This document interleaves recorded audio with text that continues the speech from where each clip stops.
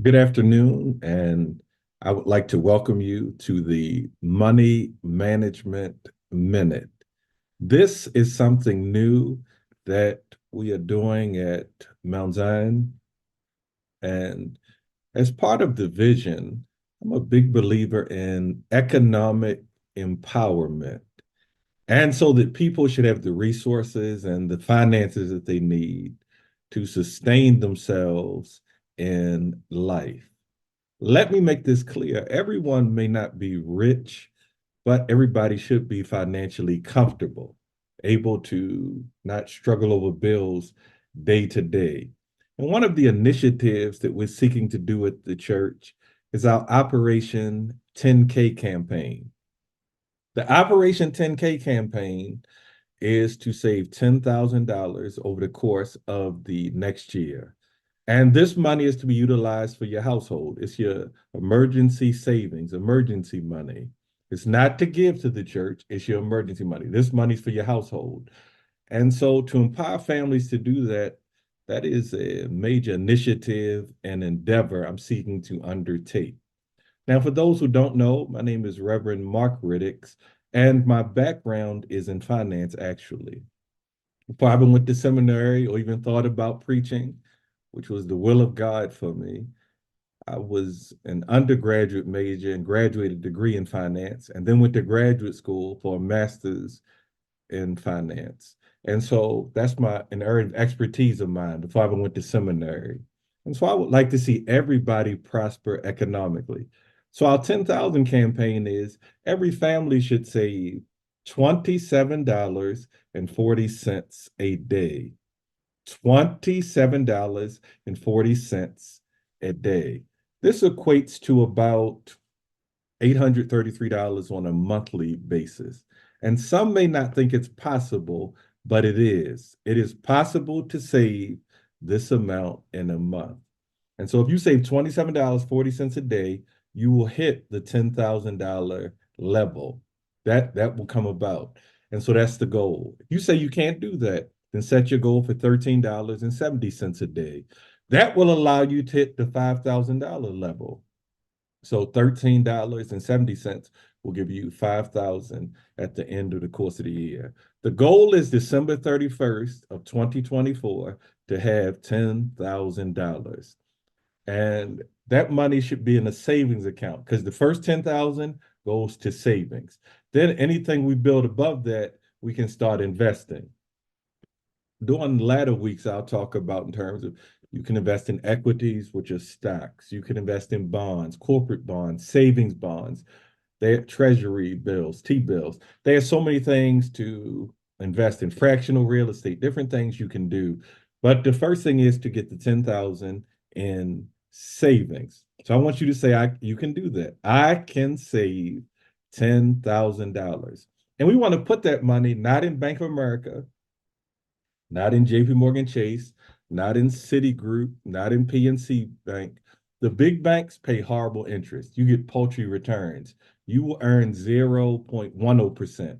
You will earn 0.20%. You'll earn basically nothing on your savings at the larger banks. So you want to put it in an online bank that is FDIC insured. For example, I put the bulk of my savings at Capital One Bank because they are paying 4.35% interest right now, which is pretty good. There are other banks that pay 5%. So right now you should be getting a minimum of 4. If you're somewhere like American Express Bank, you're getting 4%.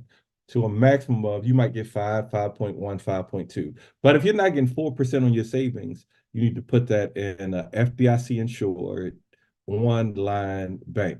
So just check the FDIC.gov website. But next week, I'll go through a few banks where you can put your money and earn at least 4 to 5% interest on your money.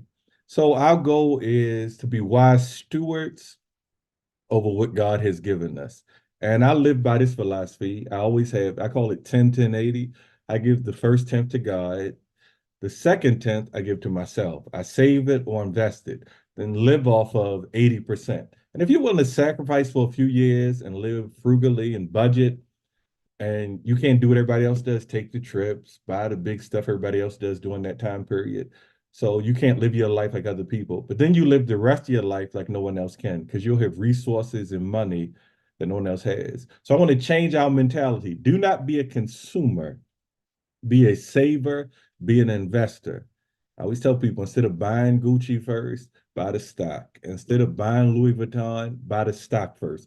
Buy the stock, invest first, then you can purchase. Instead of having the closet full of Nikes, make sure you own Nike stock first. Then you buy that later. But we'll discuss that in subsequent weeks. But this was to get appetites wet and to get us started in terms of saving money. So remember that amount. That's what we're looking to save. You say, I can't do it. Eliminate something like cable.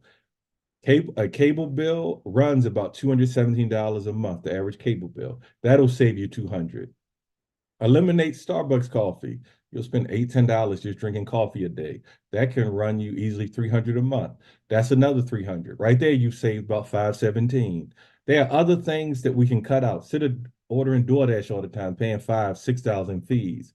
Plus, you got to pay extra in tips. It's better maybe pick up your own food. If you're not going to cook, pick it up yourself. Drive by, get it, still tip, but go get it. And it costs you a whole lot less. You might save $10, $12 on each order just by picking it up yourself.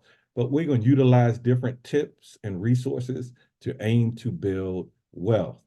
To aim to build wealth. I state everybody's not going to be rich, but the goal is to aim. If you can get 100,000, you have a good base. And so our goal over a multi-year period is to take the 10, build it to 100, and then we're comfortable. Then we're comfortable. You got $100,000, whether it's in the bank, whether it's in mutual funds, exchange traded funds, stocks, savings bonds, treasuries, wherever you have it, you're in a safe position. So we're going to talk about that because we want to have cash. That's important. Never be house rich, cash poor. Never be possession rich. Don't drive a bad car and not have any money. You need to have money. Don't have fancy watches and belts and you're broke. The important thing is to generate financial resources. I pray this has blessed you, and I pray that you have a blessed day today. God continue to watch over you and keep you. Be blessed today.